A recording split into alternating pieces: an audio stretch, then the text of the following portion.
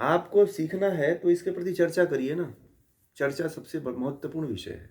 और हमारा योग दर्शन है, तो योग दर्शन में क्या है? सत्य है, अहिंसा है, अस्तेय है, ब्रह्मचर्य है, परिग्रह है, शौच, संतोष, तप, स्वाध्याय, ईश्वर प्रणिधान है। तो इन यम और नियम से बहुत कुछ सीख सकते हैं आप। जीवन को कैसे जिया जा सकता है, आप आचार्यों से, गुरुओं से अपने जीवन से संबंधित प्रश्न को पूछ सकते हैं। ठीक है, तो आपको इसके बारे में पता चलेगा। अगर आपके पास इस तरह का प्रश्न नहीं है, मैं कहा कि सबसे पहले तो आपको, आपकी आवश्यकता ये होनी चाहिए कि आप अपने जीवन से संबंधित प्रश्नों को खत्म करिए, उसका हल निकाल लीजिए। नहीं तो पता चले कि अध्यात्म के चरम शिखर पे पहुंचे हैं और अपने जीवन से संबंधित समस्याओं को ही लेकर के वहां तक जा रहे हैं। ठीक है, तो इनको यहीं पे छोड़ के चलिए, इसको, इसका हल ढूंढ लीजिए और इसको यहीं पे ढूंढ करके फिर आगे बढ़िए।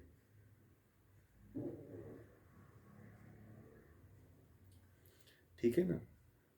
नहीं तो सबसे बड़ी बात क्या होती है कि आध्यात्म में व्यक्ति तभी पहुंच पाता है जब वह अपने निजी समस्याओं से ऊपर उठ जाए।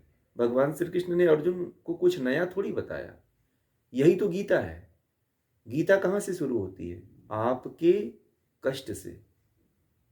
सबसे पहले गीता का पहला अध्याय क्या है? विषाद, दुख, चिंता। जब तक आपको दुख नहीं होगा, चिंता नहीं होगा, तो फिर समस्या कैसे पाओगे आप? आपके पास किसी चीज, समस्या का समाधान करने, समस्या होना चाहिए ना, तभी तो उसका समाधान मिलेगा। आपके पास जब समस्या है ही नहीं है तो समाधान क्या पाओगे? आप नहीं कर पाओगे समाधान। हम सभी को लगता है कि जीवन ऐसे ही है जैसे चल रहा है।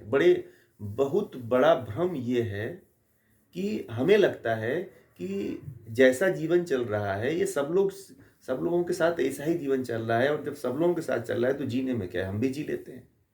बहुत लोगों को तो ये भी नहीं पता है कि दुख क्या होता है। वो तो दुख को भी है हैबिट बना के जी रहे हैं। ठीक है, दुख को क्या जी रहे हैं?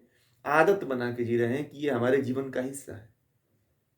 जिस व्यक्ति को ये ज्ञान न हो कि उसको यह दुख है, यह पीड़ा है, और इससे निकला जा सकता है, वही व्यक्ति निकल सकता है। महात्मा बुद्ध को यही तो ज्ञान हुआ।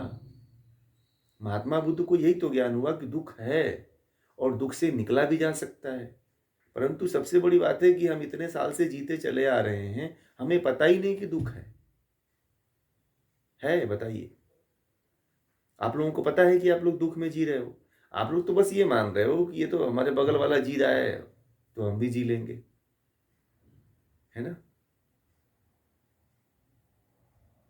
स्त्रियां समझ रही हैं कि हम तो स्त्री हैं। उनको मैं क्या कहता हूं कि आप न स्त्री, स्त्री है, न पुरुष पुरुष है। वो क्या है? एक आत्मा है और अलिंग है। केवल लिंग में बस फर्क है, शरीर का बस फर्क है आपके कर्म के अनुसार। पर आत्मा का कोई लिंग नहीं है। जैसे मेरे अंदर आत्मा है, वैसे आपके अंदर भी आत्मा है। ठीक है, वह आत्मा न कभी मरती है, न कभी मिटती है, न कभी उसे मिटाया जा सकता है। वह आत्मा सदा से है और सदा रहेगी। उसका कभी नाश नहीं होता है। शरीर मरेगा, कई बार मरेगा, कई बार बनेगा, कई बार मरेगा, कई बार बनेगा, ये चलता रहेगा क्रम।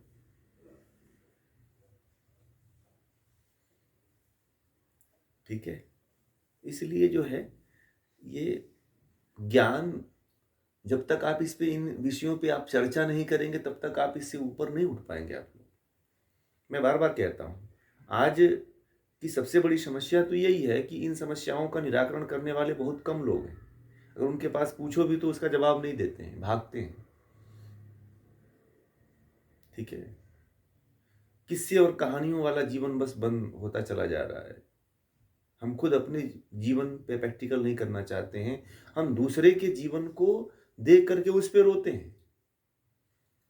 दूसरे के जीवन की कहानी को हम सुनना चाहते हैं, परंतु हम खुद के जीवन की कहानी को नहीं देखना चाहते। बड़े मजे की बात है ये कि हम दूसरे के जीवन को फिल्मों के माध्यम से, कहानियों के माध्यम से, कथाओं के माध्यम से सुनना चाहते हैं, परंतु हम खुद के जीवन को, खुद के परिवार को नहीं सुधारना चाहते। भाई, हर व्यक्ति की एक गीता होती है, हर व्यक्ति के घर में एक महाभारत होता है। ठीक है।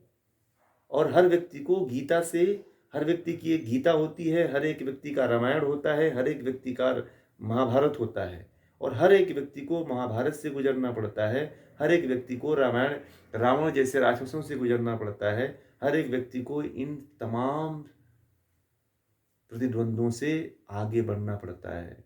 रामायण और महाभारत कोई आज का नहीं है, न राम के समय में था और राम से पहले से चला आ रहा है। जिस समय राम पैदा हुए थे, जिस समय श्री कृष्ण पैदा हुए थे, उससे पहले से यह है